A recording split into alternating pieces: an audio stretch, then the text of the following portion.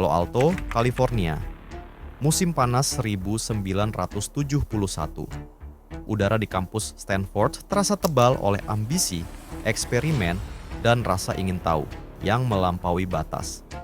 Di bawah permukaan gedung-gedung akademik yang tenang, sebuah eksperimen psikologi akan segera dimulai dan akan berubah menjadi salah satu eksperimen paling mengerikan dalam sejarah ilmu pengetahuan.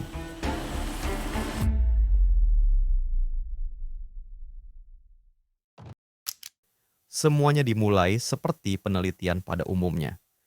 Brosur kecil yang tersebar di papan pengumuman menawarkan $15 per hari untuk ikut serta dalam studi tentang kehidupan penjara simulasi.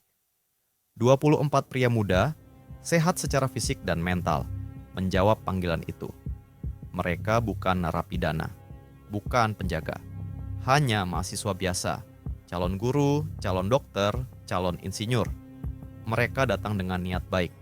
Beberapa ingin mengisi waktu luang di musim panas. Beberapa hanya ingin uang saku tambahan. Tidak ada yang tahu bahwa dalam beberapa hari ke depan, wajah mereka akan berubah secara harfiah dan psikologis. Profesor Philip Zimbardo, psikolog sosial yang dihormati, adalah dalang di balik eksperimen ini. Ia menyulap basement gedung psikologi Stanford menjadi penjara tiruan lengkap dengan sel, rantai, dan ruang isolasi. Kemudian, ia memberikan peran acak kepada para peserta. Setengah menjadi tahanan, setengah lainnya menjadi sipir. Aturan dasarnya sederhana. Jalankan penjara ini selama 2 minggu. Amati, catat. Tapi tidak ada yang benar-benar siap untuk melihat bagaimana cepatnya topeng tipis kemanusiaan bisa retak. Hari pertama berjalan normal. Beberapa sipir bercanda, bahkan agak kikuk. Para tahanan mengikuti perintah.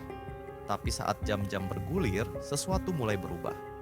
Pada pukul 10 pagi keesokan harinya, tahanan nomor 8.612 memberontak, menolak mengikuti perintah dan mulai mengguncang jeruji besi. Bukan hal besar, pikir Zimbardo, tapi reaksi para sipir itu tidak biasa.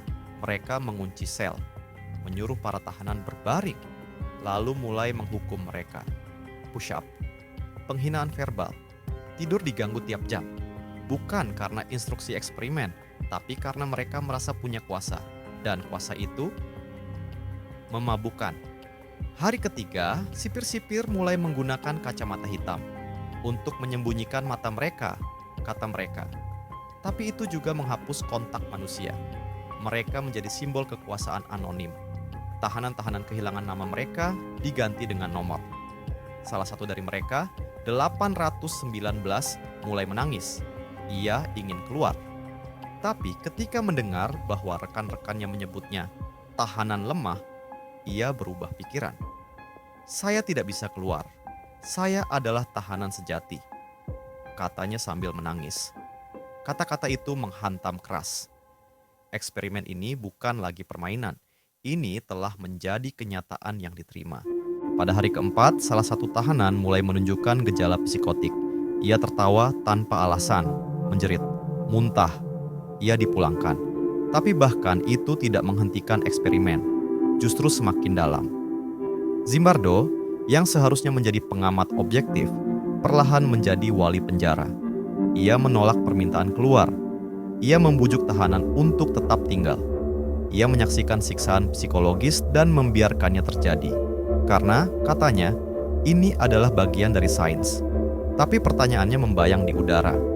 Kapan eksperimen berhenti menjadi sains dan mulai menjadi kekejaman? Hari ke-6. Christina Maslach, seorang psikolog muda yang juga kekasih Zimbardo saat itu, datang mengunjungi lokasi.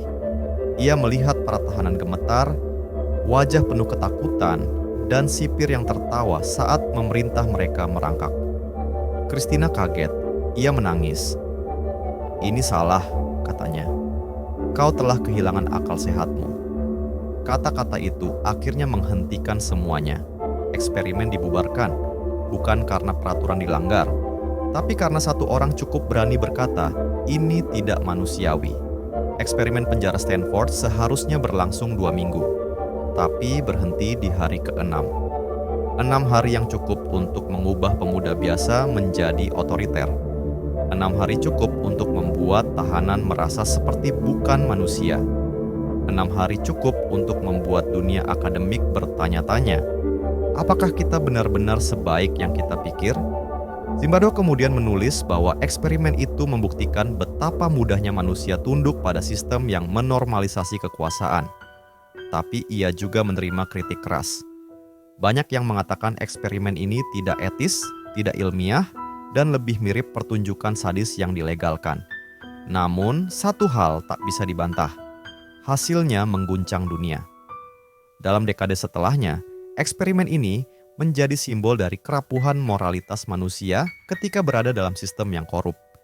Ia diajarkan di kelas-kelas psikologi, dibahas dalam buku-buku etika, dan disinggung dalam kasus Abu Ghraib di Irak, ketika tentara Amerika menyiksa tahanan dengan cara yang nyaris identik. Ironi pahitnya, banyak sipir dalam eksperimen itu setelah keluar menangis. Mereka berkata mereka tidak tahu kenapa mereka melakukannya. Mereka hanya terbawa situasi. Dan mungkin itulah intinya, mereka bukan monster. Mereka adalah kita. Diberi sedikit kekuasaan, sedikit sistem, dan sedikit kesempatan untuk berhenti menjadi manusia.